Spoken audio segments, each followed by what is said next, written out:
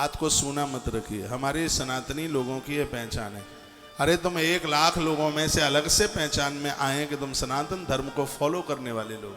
माथे पर चंदन, हाथ में कलावा, माताएं बाएं हाथ में कलावा बांधती, बाएं हाथ में, बेटियां अविवाहित कन्याएं दाहिने हाथ में कलावा बांधती, माथे पर रोली, चंदन, तिलक, टीका, यह होनी चाहिए, यह जरूरी है। तो युवा अवस्था को सजा करके रखिए।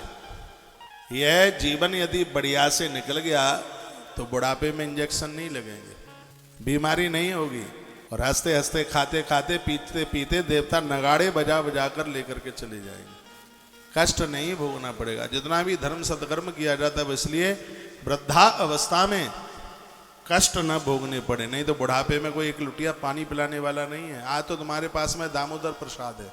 दामोदर प्रसाद जानते हैं? डीपी शर्मा, दामोदर प्रसाद, दामोदर है संपत्ति, सब आपको पैसा है तुम्हारे पास में तो सब पराठे बना करके खिला देंगे आपको। पड़ोसी भी पूछ लेंगे। इस पैसे की, धन की तो बड़ी कदर लोग समझते हैं। और ठंडन पाल, मदन गोपाल कुछ भी नहीं है तो घर की बहू कह देगी डुकरिया खुलखुल करती रहती है, ये हमराज सबकी सुन लेता है, इसके लिए तो कहाँ सो गया है, बोल देगी। इसलिए इस जीवन को ऐसा सजा के रखो। मैं निवेदन करूंगा, आप स्वस्थ हैं, जमीन में 1 आध घंटा रोज बैठने का अभ्यास करो। जमीन में बैठने से रीढ़ की हड्डी ठीक रहती है। जमीन में बैठने से बौद्धिक क्षमता का विकास होता है। जमीन में बैठने से भोजन पचता है। जमीन में बैठने से पेट में गैस नहीं बनती।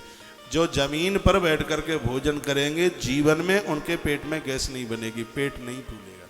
पेट में गैस इसलिए बन रही है क्योंकि आप चारपाई पर, बिस्तर पर या कुर्सियों पर बैठ करके आप लेते हैं, आलती पालती मार करके। अग्नि पुराण में लिखा है कि भोजन करने से पहले पाम घुटने तक धोइए, हाथ कौनी तक धोइए और मुख में जल डाल करके कुल्ला कीजिए, उसके बाद भोजन कीजिए। देखो कभी पेट में गैस बन जाए, कभी हो ही नहीं सकता। तला हुआ कम लीजिए, ना के बराबर लीजिए, ज़्यादा मसालों का मत लीजिए, आप बिल्कुल स्वस्थ रहेंगे। जो भोर में पानी, दोपहर में छाछ और रात्रि में दूध पीते हैं उनके जीवन में कभी उनके पेट में गैस बन ही नहीं सकती। सुबह पानी, दोपहर में 1 गिलास छाछ, थोड़ा भुना हुआ जीरा उसमें डाल लें। जीरा लेने से, जीरा सौंफ इनको लेने से ब्लड प्रेशर नहीं बढ़ता, शरीर का, बॉडी का कोलेस्ट्रॉल नहीं बढ़ता।